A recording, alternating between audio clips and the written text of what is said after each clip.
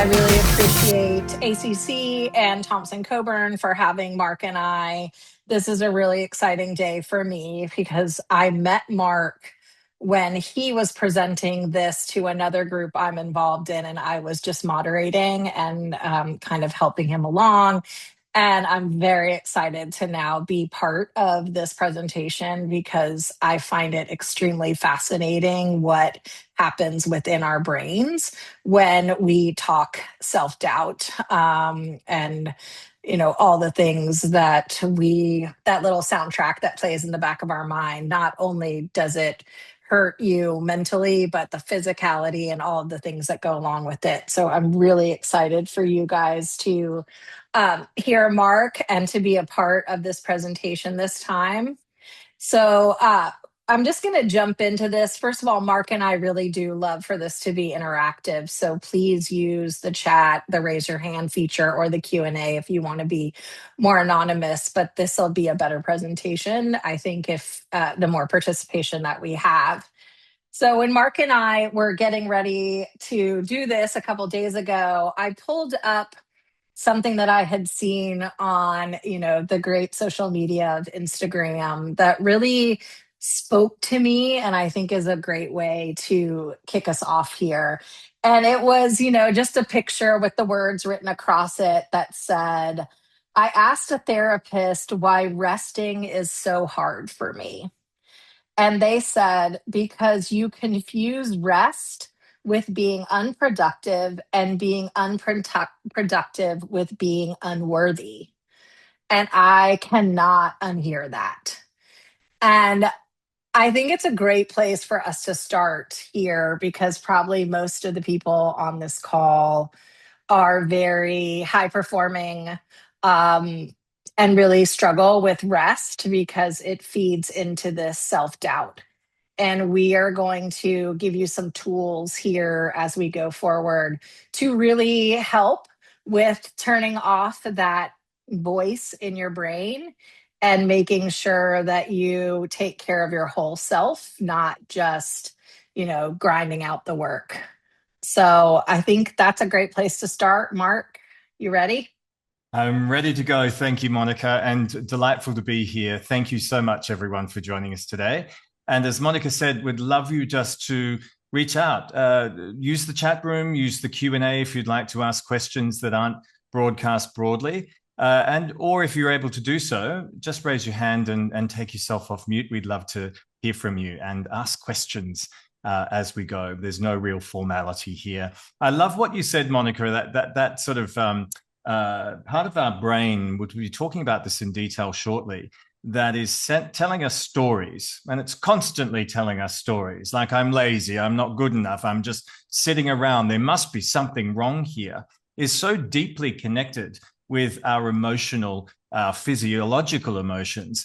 But interesting, Monica, you mentioned, we actually hurt ourselves sometimes with our thoughts, and we do. But the thing is that unlike bumping into a table, which I do all the time, I'm one of those people who go, oh, where did that bruise come from? That could have been anywhere.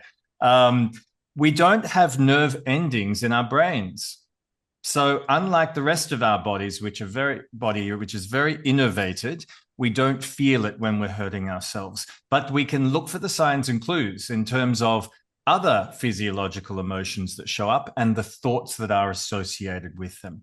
So this is going to be a very self-compassionate session today. And I'd like to just start with a little exercise, and I will explain the neurobiology behind this. And it was actually a neuropsychiatrist, supervisor of mine, who first showed me the brain of somebody who's doing this activity. So I'd like you all just to sit comfortably in your chair and just put your shoulders back and pop your chest out and let the oxygen go all the way down into the bottom of your lungs. And of course, what we are now doing is oxygenating our bloodstream, which is very, very good for our brains. And we'll talk about that a little bit later on. But there's something else we're doing as well. And this is amazing. Think about when you're really stressed out, perhaps you're cognitively overloaded.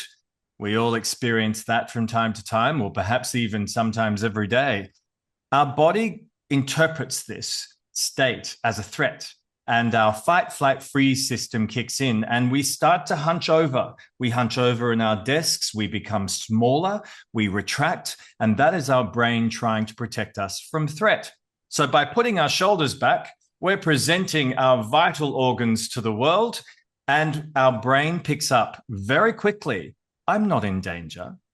And this actually has been demonstrated to lower cortisol and epinephrine, which is the brand name is adrenaline, very quickly. So I'd like you just to do it one more time. Have a stretch, present your vital organs to the world, as cheesy as that sounds, because you're sending a signal to your brain that you're okay. You wouldn't do that if you're being chased by an animal that wanted to eat you. So this is some Or of if the someone theming. was shooting arrows at you. Shooting arrows at you. Oh, I'll just present my heart and my lungs. And the other thing you wouldn't do is stop for a glass of water. Oh, someone's firing an arrow at me. Or, a huge dog is chasing me. It looks like it wants to eat me. I'll just stop and have a glass of water. So this is another thing we know reduces cortisol. We'll come back to that a little bit later on. So charge up your water, have a sip, and let's crack on. Now, today we're talking very much about, as we know, self-doubt. What are some of the negative self-discussions we have, those little monologues or soliloquies that go on inside our heads? We have thousands of these thoughts a day. Where do they come from? What are the functions? What are the origins? And what are the impacts? It's not all bad, folks, as well, in terms of where this comes from. So we're going to talk about developing a healthy relationship with our brains today and using some practical tools to normalize and redirect some of these self-limiting thoughts. And we'll also take a look at some brains, some functional MRI scans and some videos as well that will help us to just picture that this is all real. It's not something mystical, even our feelings. Now, sociologists, and I really like Brené Brown, for instance, look at the qualitative research and data behind our feelings. We're going to go a bit scientific today and look at where they come from in our brains and bodies, not to the exclusion of course, thinking about emotions in a more esoteric or even spiritual way. And so we're going to be looking at practical tools. That's the most important thing. And some micro habits. One of them just invites you to think about what we just did. Really, our brains need some of these stretches and the water and the little micro breaks, at least hourly throughout the day. And when we're doing these little micro breaks, we're more likely to be able to tap in to what am I thinking right now, to recognize our thoughts, whether they're good, bad, indifferent, just to notice them. And so let's have a look at some of the unhelpful self-talk that we all engage in. We'll talk about what it is first, and then we might have a discussion about where it comes from and link this also to being in really high performance environments and jobs. So, Monica, we've talked about this quite a few times, haven't we? And I'm always delighted with what you're going to come out with, because there's been a lot, really. We've talked about this so much. Let's get talking. What are some of the common signs about, in terms of self-doubt, that we're having some of these thoughts? What shows up for you? Monica, I'd love you to lead this and also to invite people just to pop their comments in the chat room. There's no such thing, by the way, as a wrong answer to this. Thanks, Monica. Yes. So group, this is your first opportunity to put something in the chat or the Q&A as to what are some of your what you think are common signs of self-doubt. And I love that we have men and women on this presentation. I can just, see in the chat some of the names, because I would say that this is really more prevalent in women. I had seen a study that said before a woman even leaves the house in the morning, that she has said 20 negative things to herself, from, oh, I wish I was thinner, or I wish, I didn't have these wrinkles here, or, just the common soundtrack that runs in the back of our minds that ultimately has has lots of things that will slow down our performance or even get us to a point where we won't even try, right? Because we're so concerned about failure or being seen as less than. There's something about women who feel like they have, if they ask questions or even if they seem the least a bit, they don't know it all, that people are going to consider them to be less than. And I like to tell women, spoiler alert, um, you're not expected to know it all. It is okay to say I don't know, or let me do a little research and get back to you on that. But I love some of the ideas that we see in the chat. The hand in front of your mouth, which is in the picture, not Mm. comfortable speaking up, always seeking approval. Um, those are all great, great, examples of self doubt. I have I do this for a living, as does Mark. And, we joke about that we have days, right? Like it is a muscle that you have to continue to exercise. This doesn't come naturally to everyone. And like one day you're not just going to wake up and be like, wow, I don't have any self doubt. This presentation is about how we can lessen that, slow it, and give you tools on how to recognize it, shake it off. Like literally, sometimes I tell people you have to just do that. Like I've got to shake the whatever this is off. And it happened to me last week while I was with my daughter, and I was walked by a window at Disney and didn't like the way I looked. And it really kind of set my day off into this thing of, I didn't like my hair. I felt old. I felt fat. You pick the negative word. And my daughter and her friends, who are all college students, were like, why are you hating yourself so much today? One of the girls said to me, you're a queen. What are you doing? So it really does strike at the weirdest places and the weirdest times sometimes for us. But, I see the examples in the chat.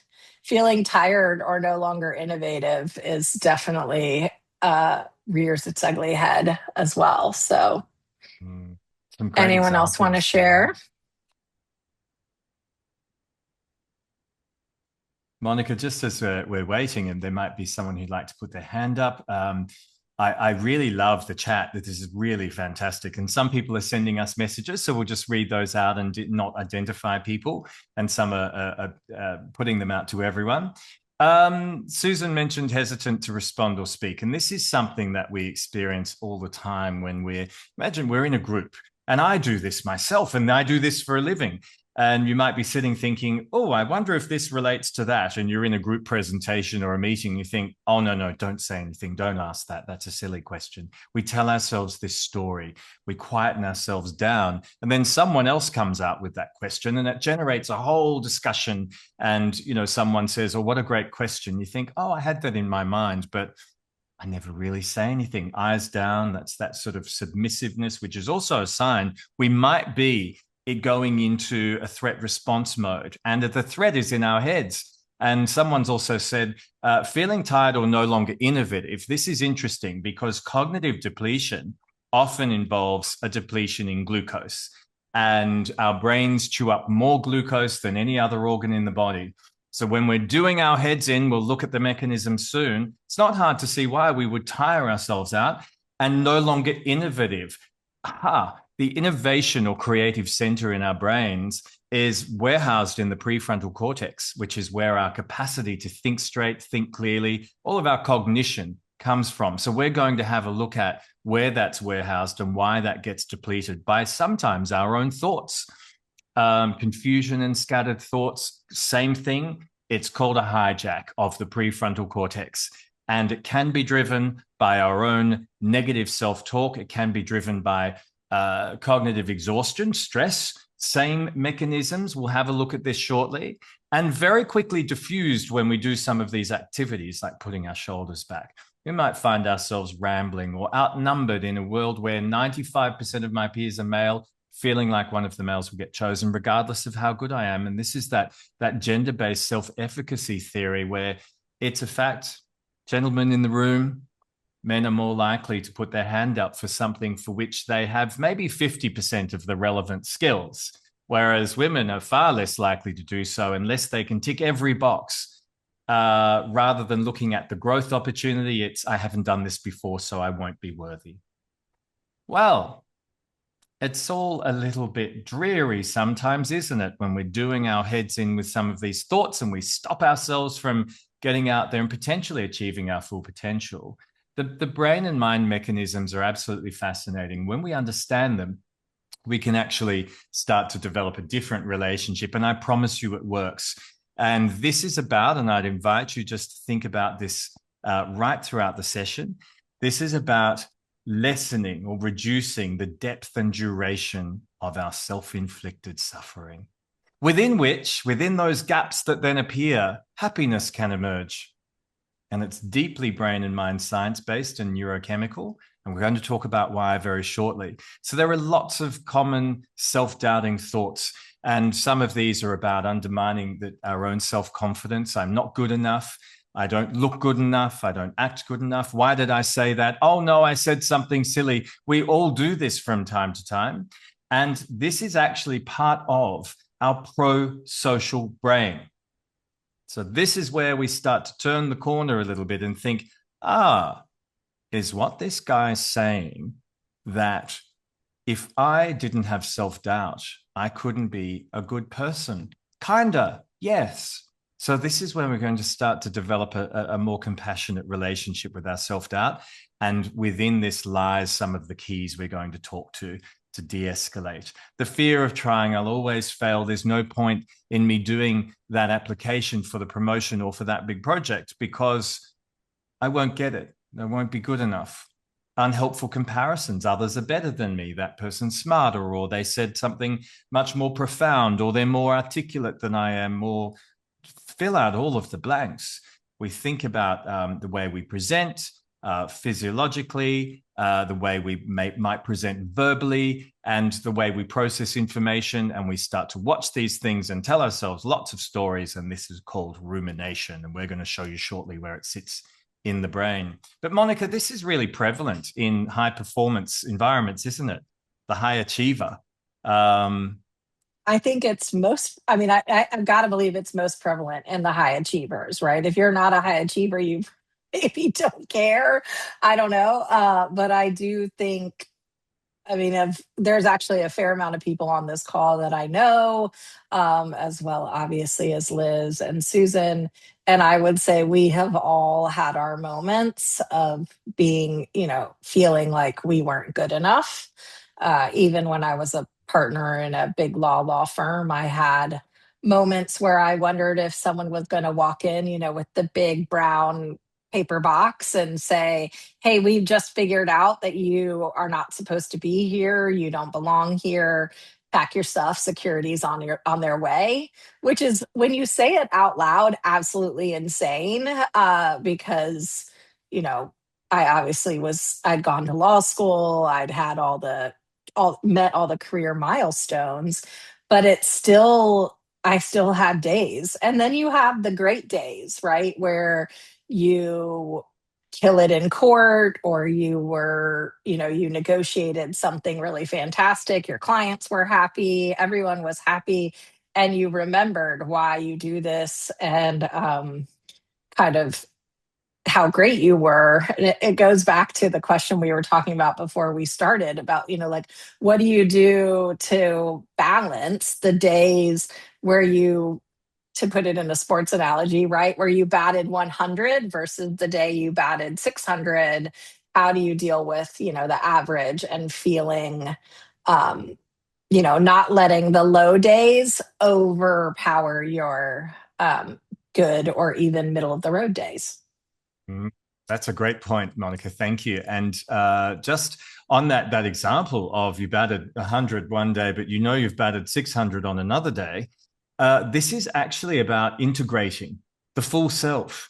And we know that when we focus in on that day where we batted 100, and that quite often we overly globalize that and generalize it and say, therefore, I really am useless, versus this is a one off.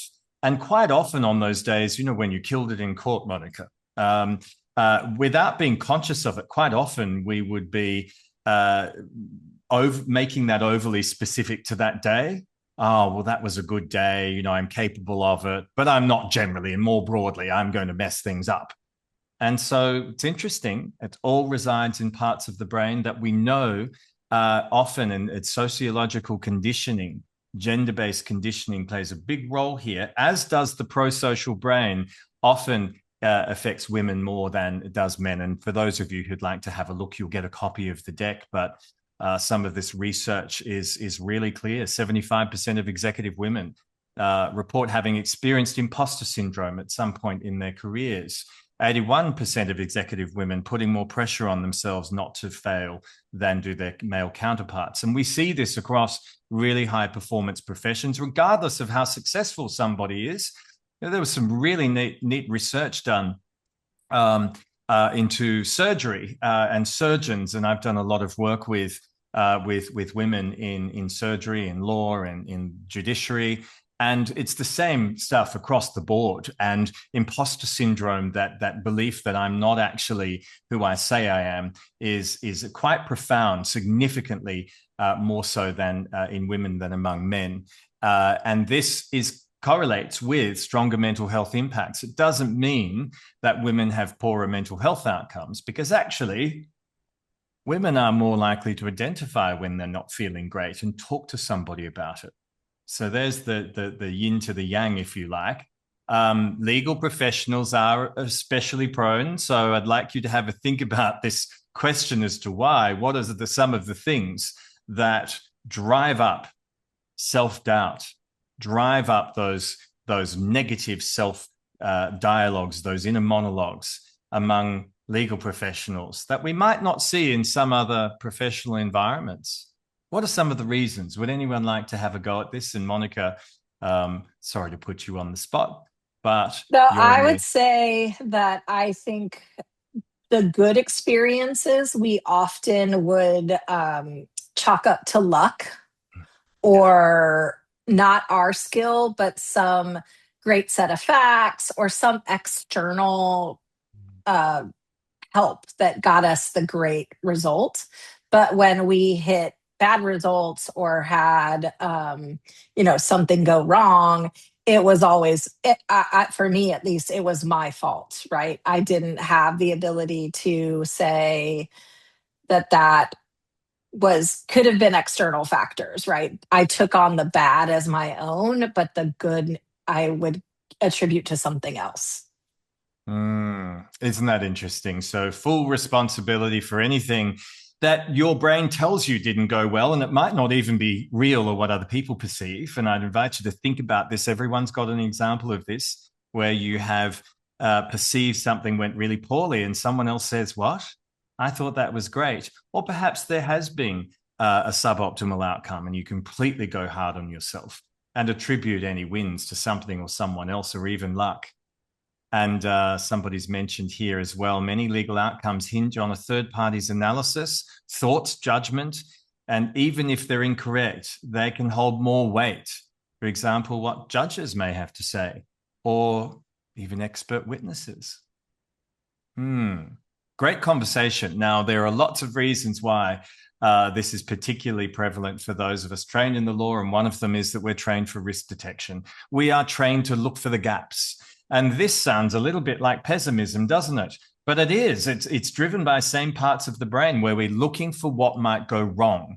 And this actually amplifies activity in our default mode network, which I'm going to show you shortly. We can see through functional MRI scans where these thoughts come from, and they are particularly prevalent in good people, in pro-social people. Because when you think about it, very small percentage of the population we might have traditionally called psychopaths, antisocial personality disorder. They don't actually have this in their brains. They're not questioning, am I a good person? Did I get that right? What could go wrong here? They just sort of throw themselves at the world and belt everyone who gets in their way, and then manipulate various outcomes to suit themselves. And they don't have these self-doubting thoughts. So perfectionism is part of our identity as well. I get it perfectly right. And when I do, and I look at all the risks and I'm prepared for everything, look at the outcomes. And so when we generalize this, we're constantly on the lookout for what might go wrong. And that closes off some of those opportunities to recognize what's going well. The high stakes environments, the cognitive load and overwork plays a role as well. And just think about this. I'm sure we can all relate to it. When we are cognitively loaded up and we get tired, and some of the signals, have a think about what that looks like for you. You might start losing focus, not able to concentrate, perhaps getting all hunched over and stressed out. And gosh, what have I been doing for the past few hours? I've got to read something 3 times. Lots of different signs. That cognitive overload is interpreted by our brains as a threat. And I'm going to show you what happens with that shortly. That threat mode, when we're really stressed out and we allow ourselves to get to that space, actually cranks up this default mode network activity, where we literally do our own heads in. So there are many origins of this that are healthy. And let's take a look at some of these, because it's not actually originating in a bad space. Better to be doing my head in, I say sometimes, than to be the other, which is the person who never thinks, am I a good person? We can't measure this out in perfect doses, but there are some things we can do to manage it. So, are there any aspects that are helpful to this? The what ifs. What if I didn't have self-doubt? Then I may be that person, and we've all seen them, barrels into a room, oversells themselves, thumps their chest. 3 months down the line, the board of the organization, for instance, or the partners are kind of going, why did we bring that person on board? Why did we? Gosh, they really oversold themselves, didn't they? There's one example. Any others that anyone would like to share?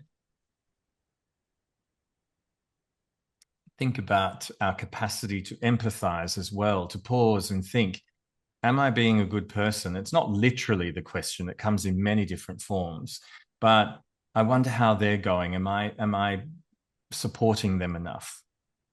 There's a direct linkage there with our capacity to empathize as well. So a lot of good things come out of the origins of self-doubt. It's managing it. So the evolutionary purpose, we're built to be pro-social, we're built to question ourselves, and we're built to look for potential threats. And one of those threats might be a social threat, where perhaps we're on the outer. We're not going to make it back into the cave this evening and sit around the fire and share in the feast. We have very primordial brains in this way.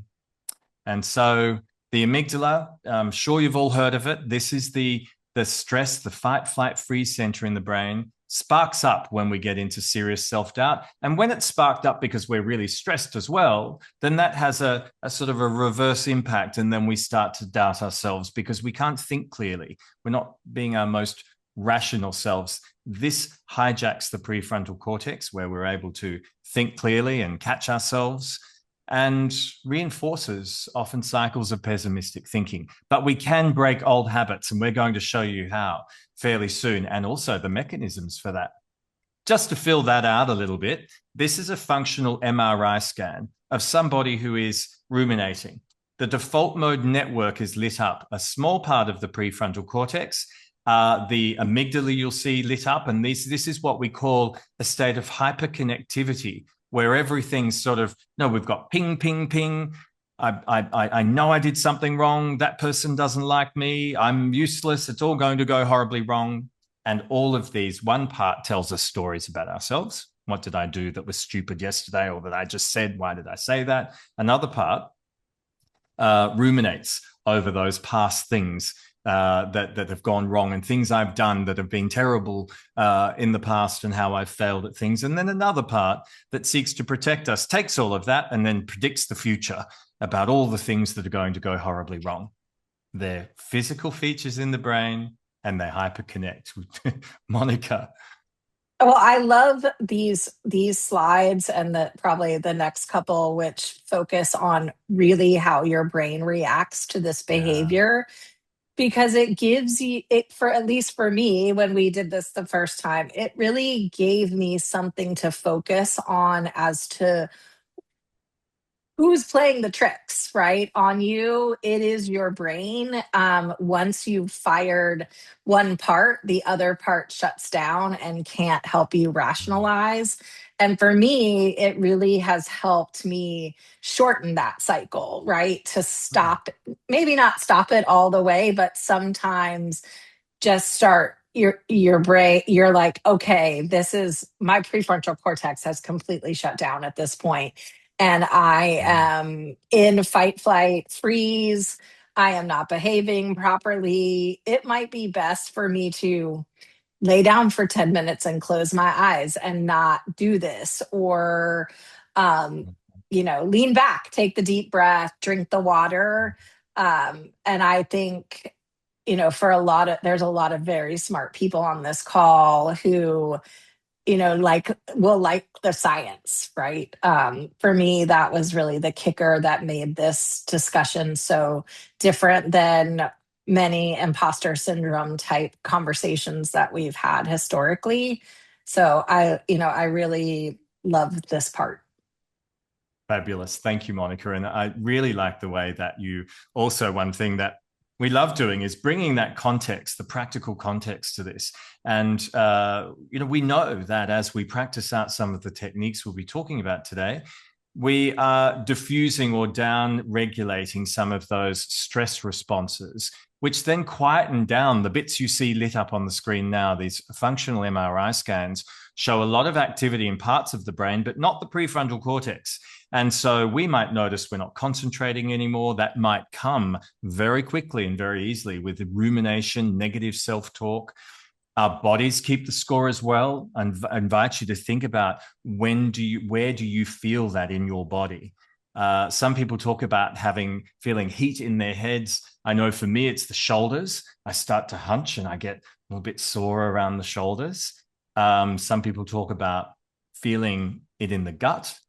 And this is very, very explicable.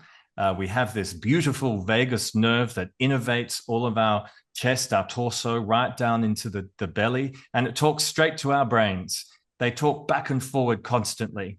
And so we can send our brain a signal that we're okay, drink some water, or we can send our brain a signal that we're not by hunching over. There's a really strong connectedness here. But catching those thoughts enables us to diffuse.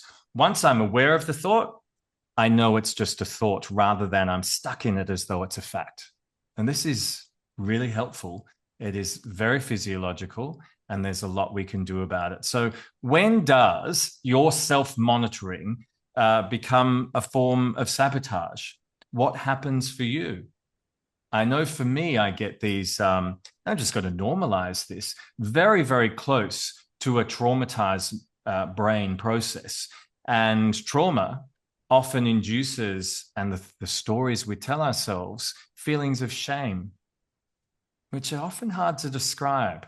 Just that feeling, that icky, deep feeling that I'm not okay, that I should go and hide under a duvet, or I should just withdraw from things because it feels a lot like shame. I just want to take a quick moment to share something with you when you're feeling this way. And it's actually just going to sound like another one of those woo-woo self-love things, but I'll share with you the neuroscience behind this. I'd like you all just to pop your hand in front of your heart, just on your chest there, right in the middle, and just notice the sensations of your hand against your chest, and just notice the temperature, whether your hand is warmer than your torso or cooler. I'm noticing mine is warmer. Earlier on, it was cooler. That's interesting. Just noticing and becoming present. Noticing the sensation of your chest as you breathe in and out. Then just sit for a moment and notice any sensations around your shoulders, And I want you just to do a quick check-in with yourself now. Is anything changing? Is there anything changing in any of my sensations?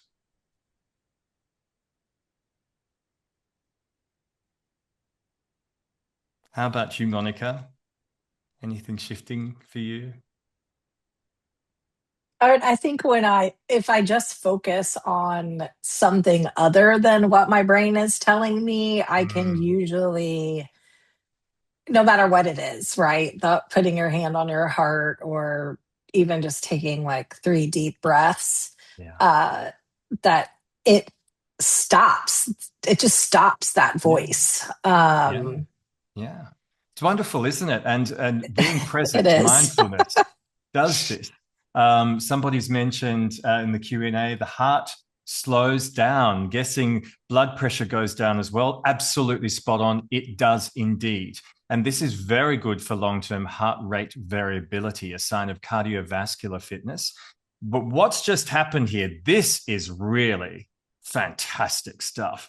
What's just happened here is our neurochemicals work like a seesaw, and they relate to what we call the sympathetic nervous system, which is our stress state, fight, flight, freeze. We need cortisol and epinephrine or adrenaline to get going, so it's important. But often it gets really out of whack. And our other system, parasympathetic, which is our rest and digest state, it becomes depleted. One goes up, the other goes down. Now, what's just happened is when we've put our hand over our heart space, that touch over the chest induces a very special hormone and neurochemical that's often called the love drug or the bonding hormone. Does anyone know what that's called? Any takers? Any guesses? Begins with an O.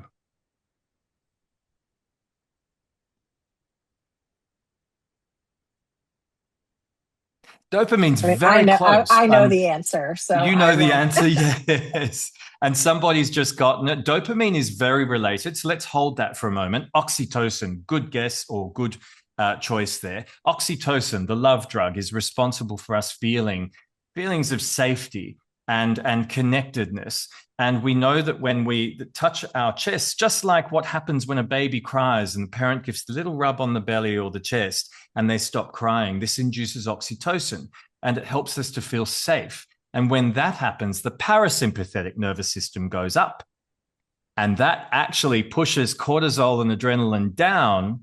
And that allows our prefrontal cortex to start working again. Dopamine absolutely starts flooding the prefrontal cortex. So does serotonin, the happy hormone. And these are very concentrated in the prefrontal cortex. So the reward neurochemical dopamine, the feel-good neurochemical serotonin are allowed to flood again into the prefrontal cortex. And suddenly my fight, flight, freeze center goes down. I notice my shoulders start to relax. Cortisol and adrenaline go down. And serotonin, dopamine, oxytocin all go up. Oxytocin's the driver of this one. There are other things you can do as well, like rapid movement, to burn off some of that cortisol and adrenaline, and also get some endorphins going in your bloodstream. Many of you will have heard about those. Endorphins are also precursors to dopamine and serotonin, and are a natural pain reliever for both physiological and mental or psychological pain. So these are some of the things that we can do to down-regulate very quickly. But I'd really like to focus in now on some of the more practical tools. This is one set, and these are things you can do at any stage throughout the day or evening. If you're a light sleeper or like me, born anxious, interesting, brothers and sisters, all very, very different. I have a sister who, if she was any more relaxed, she would walk backwards through life. Love her, but she is so completely relaxed and philosophical. And I was born this anxious little child, and I'm still an anxious man. So if I'm in bed and I find myself lurching awake, oh my goodness, did I forget something? Or I've got something on tomorrow, have I forgotten? And that is the adrenaline and cortisol kicking in. The hand over the heart space really works to self-soothe, and it helps you get back to sleep. So there's some little practical things as we go. But what other techniques do you use? We'd really love to hear from our audience. You do have adaptive coping mechanisms We know that because you're here.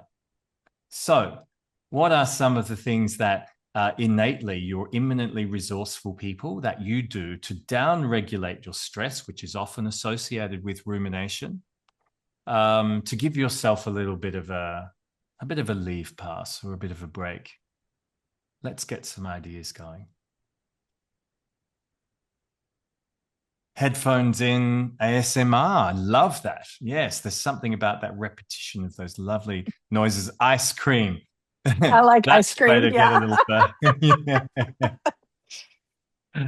Someone's put in the Q&A, eyes closed, deep breaths. Yes. It's one of your favorites as well, Monica, isn't it? I am in a meditation. I am in like my second month of a meditation challenge, which I definitely have found has really helped. Beautiful. Beautiful. And such a good way as well, and neural pathways play a role here, to get used to when we're meditating, accepting and noticing and accepting all the different emotions. You know how sometimes for the meditators in the room, we meditate and we don't like what we feel. Oh, why am I not relaxing? I'm supposed to be feeling really lovely right now.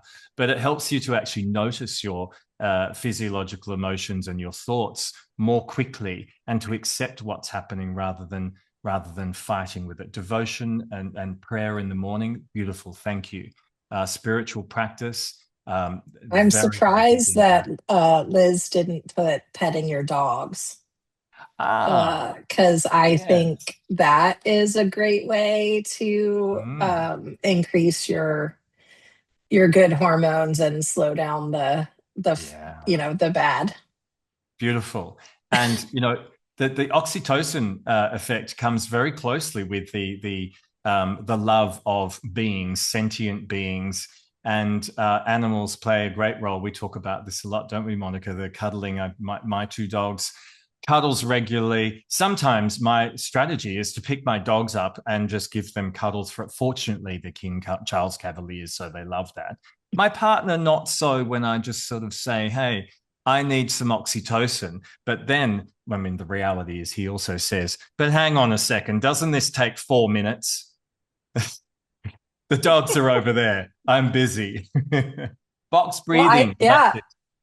I Sorry. think we talked about one of the things that I do with my partner is we put our forehead, we touch foreheads. So when I Yes, feel yes. really spiraling, I say, "Hey, I need some forehead time," and I usually just do it for 6 breaths. I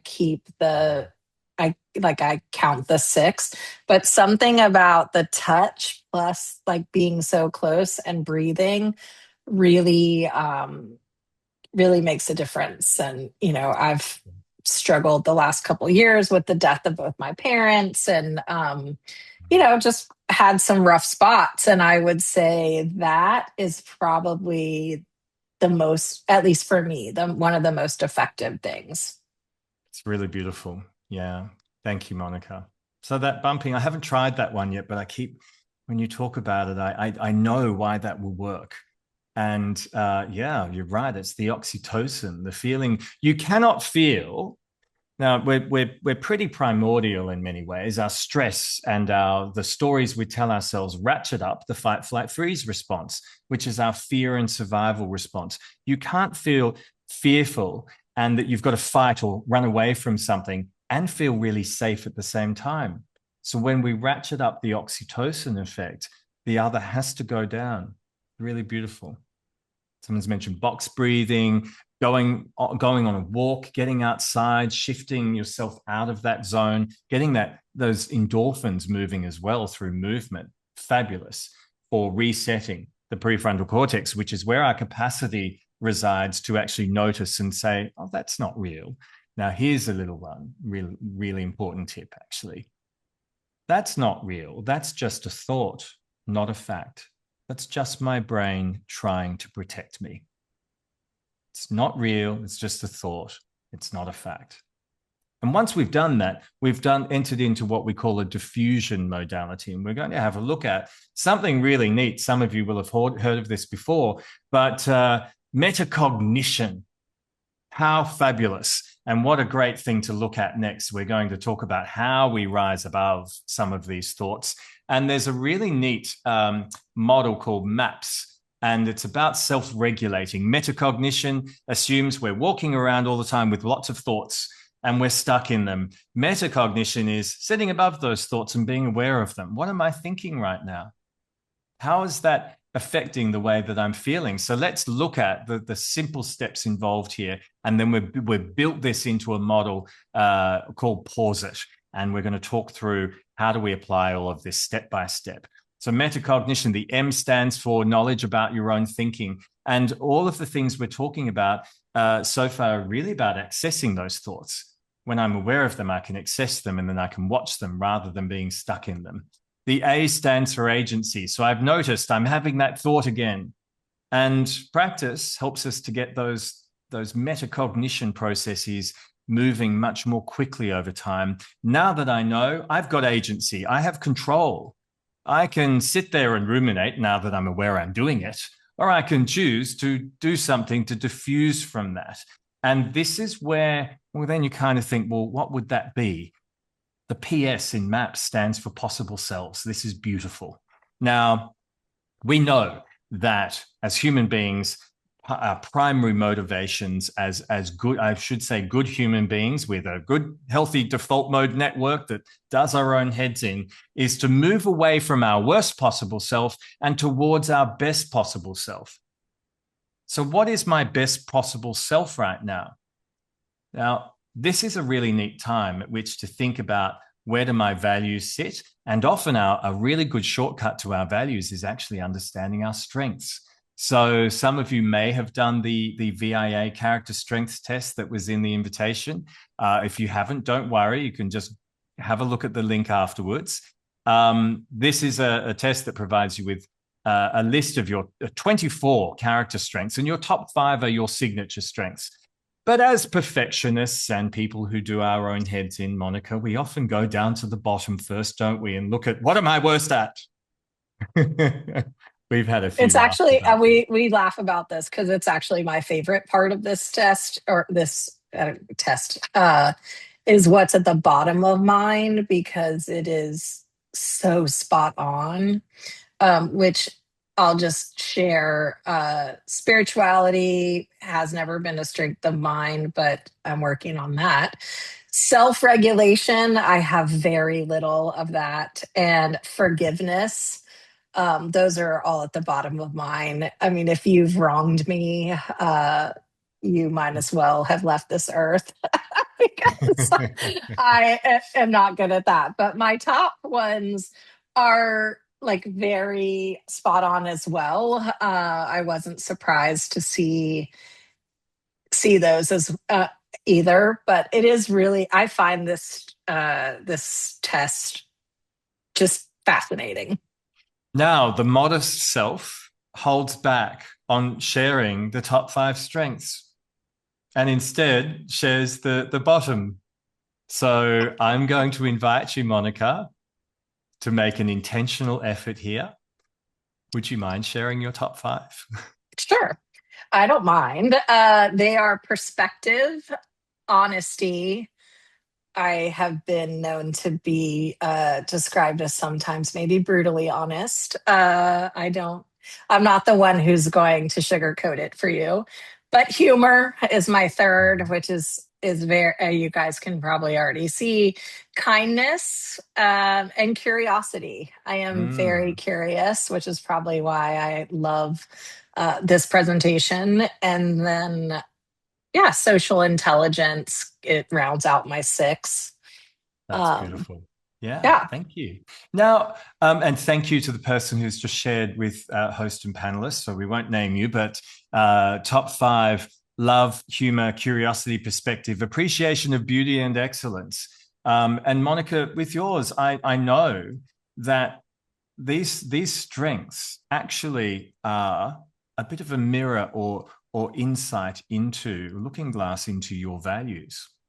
They're actually things that, sort of the kindness and humor and the perspective you bring to things. These are things you also value very highly. There's not a lot in there you couldn't transfer to and say, these also happen to be my values. And having done this sort of many, many times over the last 20 years, mine are love, kindness, bravery, leadership, and humor. And sometimes they take different positions, just depending on what's going on that year. They do move a little bit, probably not the bottom ones becoming the top. These would also define my values. Now, when we're looking at what is my best possible self now, and this question of how do I exercise agency? I'm aware that I'm having these thoughts. I'm doing my own head in. Perhaps I'm cognitively exhausted. My best possible self is the unhijacked brain, where I can now exercise love and kindness and sometimes it's bravery. I'm going to choose to have that difficult conversation rather than ruminating and doing my head in about it or telling myself stories. That's also feeds into some of the things that we're about to talk about in this pause it model, where I'm going to ask you, be aware, have a look at your signature strengths and consciously play to them, try it. Often it's really helpful to have them just sitting by your computer when you're working and to just quickly have a glance can be very helpful to direct yourself back on track, because ruminating and self-doubting and doing your own head in will interrupt the flow of applying your strengths and therefore your capacity to act in a manner that is in service of your values. So that's what is at stake here. So this is a lovely way to actually recognize that some of those ruminatory self-talk, those thoughts coming from a place we now know about biologically, but they can interrupt our capacity to be our best selves. So that's good reason to, if nothing else, pro-social, to actually recognize these are undermining my pro-sociality. Let's take a look at the pause it model. And these are simple steps we can take, and we'll step through them together now. The P stands for pause and breathe. I've noticed I'm stressed out, often associated with ruminating thoughts, either cause or effect. Can work both ways. Ruminate first, get stressed out, pause, breathe. Or perhaps I'm stressed out and I'm cognitively overloaded. I haven't done any micro breaks, and now I'm ruminating. Pause and breathe. Chest back, or chest out, shoulders back. Water, cortisol goes down very quickly and helps hijack the brain. It's also helpful to breathe and drink water, isn't it, as human beings? The A stands for acknowledging. These are thoughts, they're not facts. I'm having those thoughts. They're just thoughts. They're just my brain trying to protect me. They're not facts. You might even say, gee, thanks for that, my old friend. I often tell myself as well, that's just my brain trying to help me to be a good person. And already you've separated out, you're in metacognitive mode, you're watching rather than being absorbed by them. The U stands for understanding I have choice. That's the A in MAPS, it's the agency. I've got a choice here. Now that I'm aware, I have a choice. This is self-regulation. By the way, while all this is going on, the prefrontal cortex is starting to light up, and that's where your self-regulation resides, in the prefrontal cortex.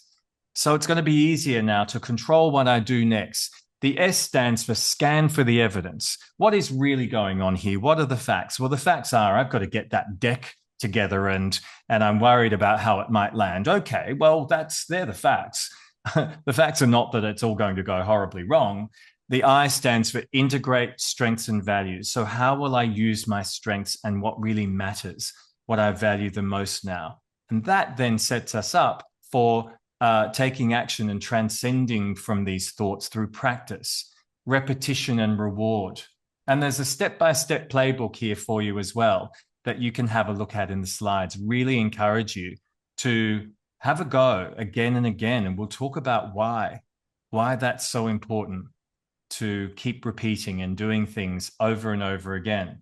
Speaking of which, we might as well have a look at this now. There'll be a few more things in your decks that you can have a look at after the session. But I want to show you what happens. And this is actually the proof about what we call neuroplasticity. And hey, Mark, before you start that video, yes. Can you go back a slide real quick? Yeah, absolutely. This one here. or back No, to this backwards. one? Sorry. There you go. The A. This was the first time I think I heard you say it this way, and I wanted to highlight it because it struck me in the A is you saying to yourself, oh, thanks for that. Let's just move on. Is Mm. that so much of this is really just reframing in a really simple way. I think a lot of us get bogged down in thinking this is going to require like a complete overhaul of your life, right? And that it's too much, and I'm this many years old, and I've done it this way, and I've been fine, and Yeah. like I can't do all this. Yeah. And for the way you said that of just even, I've heard it as feelings are not facts. Um, you know, thoughts not your Yeah. fact, but just even acknowledging that you had it and being like, cool, thanks for that, moving Yeah. on. Or and it really works in all sorts of places, not just in Yeah. our brains, but let's just say when someone says something shitty to you, right? That's not Ah. you, that it's someone else who's out there saying you're not good enough, or wow, Yeah. the underhanded compliment of wow, you look really tired today, you must be working hard or whatever. Mm. um to just take that and say, you know thanks for that, moving on. I Right. like in my Right. mind the physical the erasing of the board, or the changing the screen, I think is really powerful. Oh, So that's I beautiful, just wanted Monica. to Yeah. highlight that because I know that that's something I struggle with. I like that visual element as well. Gosh, and the wisdom you're sharing now, Monica, about what you do. This is really practical, erasing that board, changing the screen. You can even visualize this. But that recognition in the moment is so powerful, isn't it? That this person's comment or behavior has just activated my shame center. That's what's happened in my brain, and my body now feels this sort of heaviness, and that's a signal something's just happened. My brain's now going into self-deprecating mode. This has activated my shame center, and that's what's happened. That's quite a different story to that person just said something that's true about me and I'm no good. Quite a different story. And again, this doesn't automatically make us feel happy that someone was just horrible. It lessens the depth and the duration of suffering that follows. And over time, as we get used to this, we build new neural pathways. We're building This them all part's the so time, by the cool. way. This is so cool. This is my favorite part. I love showing Monica you these videos. They've got some more as well, fresh off the press. This is a video of a real brain activity, and it's called synaptic transmission. And what we're talking about here is we know a lot about neuroplasticity, and we know that our brains constantly change themselves. And this is what it looks like when we're doing something a bit differently. So I'm committing to doing something differently. You've already wired up a couple of new neural pathways in this session. The brain is constantly creating new neurons. And this one in particular, we can see the neuron at the top. Look at that. Its little arms, which are called dendritic arbor, they're like little branches, are seeking another neuron that is seeking out the same neurotransmitter that it's pushing out into the channel there, and it's dopamine. So this is one where someone's doing something and they're getting a reward, and look at this, it finds the other new neural pathway, the other pathway, and these neurons then connect, creating what is and forms up to be a superhighway eventually, as we repeat over and over again.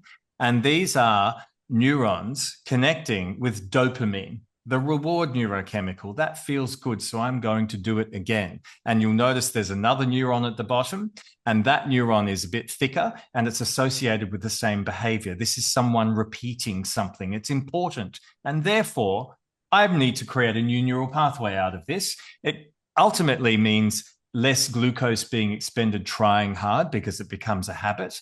And the same applies for noticing and watching and practicing out these metacognitive techniques, the pause it model, anything you do over and over again with some reward, you will build new neural pathways. And what happens to the old ones? Well, eventually, we've got a whoa here.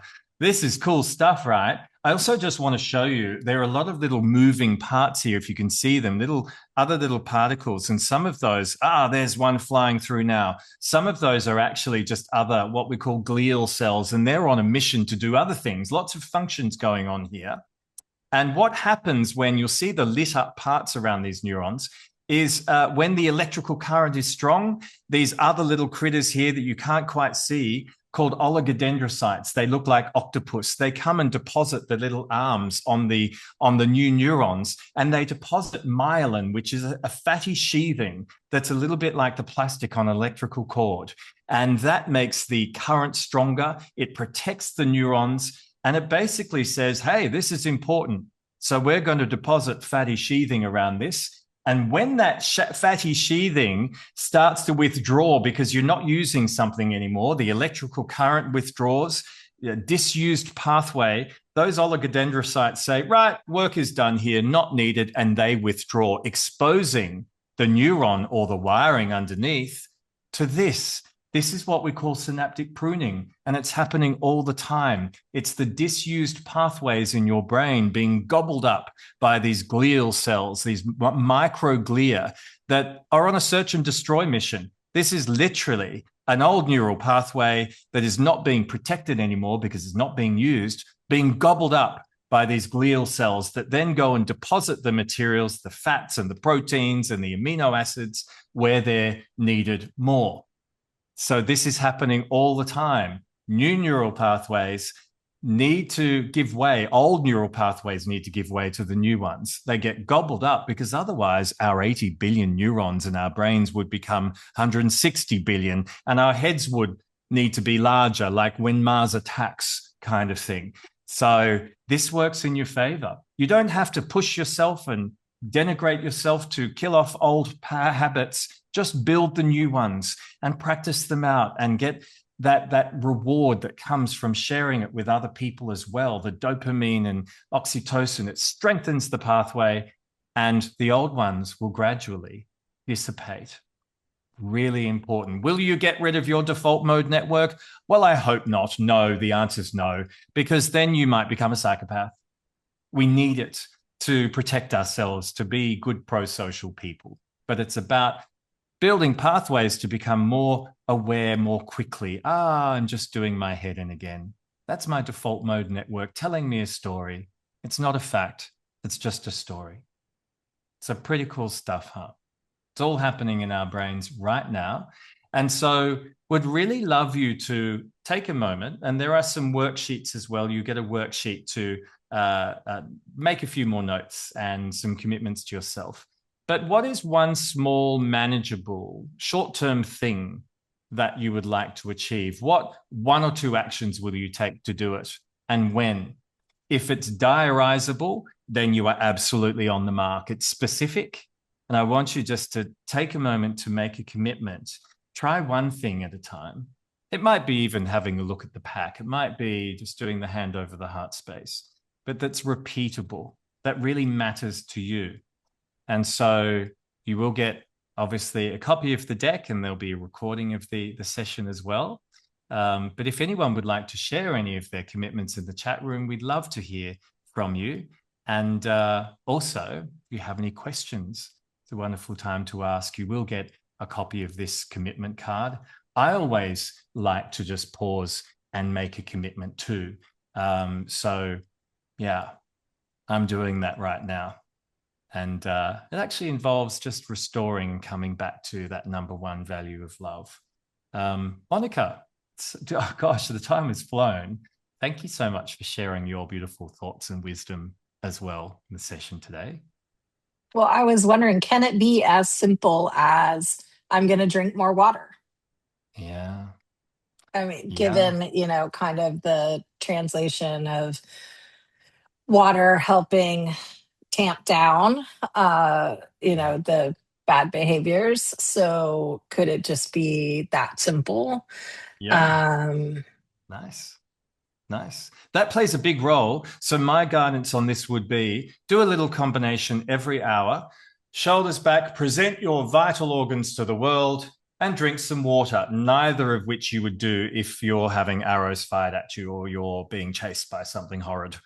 You wouldn't stop and, oh, I'll just have some water and present my vital organs. Every hour, this will give you that capacity to then pause and notice, where am I at right now? Where am I at? Just to do a quick self check. It only takes, sometimes it's just seconds to a minute. It is imminently achievable and associated with better cognitive performance, by the way. So I'm sure that will be not lost on you. If anyone has any questions as well, just pop them in the chat room. I'm also going to, I know, Monica, people will have your email address. I always like to, and as you know, I mean this, offer, if anyone has any questions, reach out to me. There's my email address as well. I love talking about this stuff. And I love the work that you're doing and bringing people together to talk about some really important self-care related topics that ultimately impact on your performance as well. It's been an absolute delight. So please reach out if you have any questions or would like any other literature or materials. And Monica, thank you once again. You are absolutely one of the life's angels of the universe, oh, so bringing nice. everyone together. I feel the same about Mark, and he has a glorious accent that he gets to add to his greatness. I often joke that I could listen to him all day. I appreciate the opportunity to do this with ACC, and thanks to Thompson Coburn for having us.